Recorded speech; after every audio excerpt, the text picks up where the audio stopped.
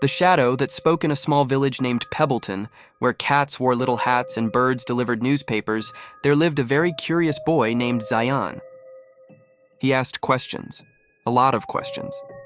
But one question he had never asked because it had never happened before was, why is my shadow talking? One sunny morning, while Zayan was brushing his teeth and admiring how tall his shadow looked in the bathroom mirror, the shadow suddenly waved and said, "Hey, can you scoot a little to the left?" This light's too bright for my eyes. Zayan screamed, dropped his toothbrush in the toilet, and ran into the hallway. His mom poked her head out of the kitchen. "Everything all right?" "My shadow just complained about the light." Mom blinked. "Too much sugar cereal, dear."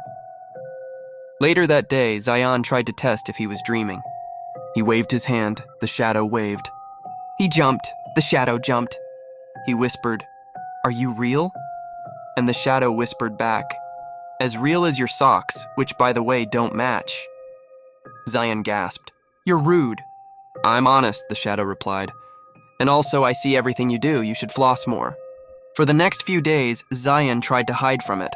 He stayed in dark corners, wore a giant blanket, and even asked his friend Sam to shine a flashlight behind him to see if the shadow was still weird. The shadow spoke again, this time with a sigh. "Why are you avoiding me? I'm your own shadow. We're stuck together, literally." Eventually, Zayan gave in. "Okay, if you're my shadow, what do you want?" "I'm just tired of being ignored," the shadow replied. "All day I follow you. I see your fears, your dreams, your mistakes, but you never talk to me." Zayan sat down, confused. "But you're just a shadow." "Wrong," it said. "I'm a part of you." "The part you pretend isn't there." Zayan thought about that. "You mean like when I'm scared but pretend I'm not?" "Exactly.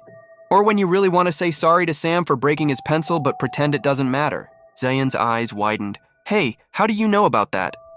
"Because I'm always there," said the shadow. "You can lie to others, but you can't lie to me."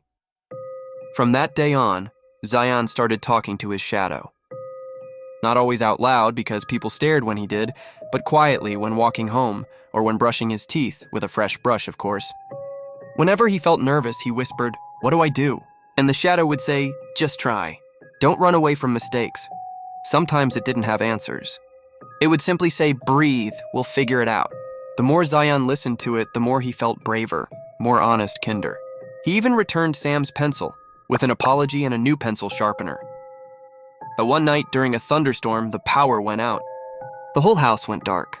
Zayan looked around. "No lights," he whispered. "No shadow?" A familiar voice replied softly.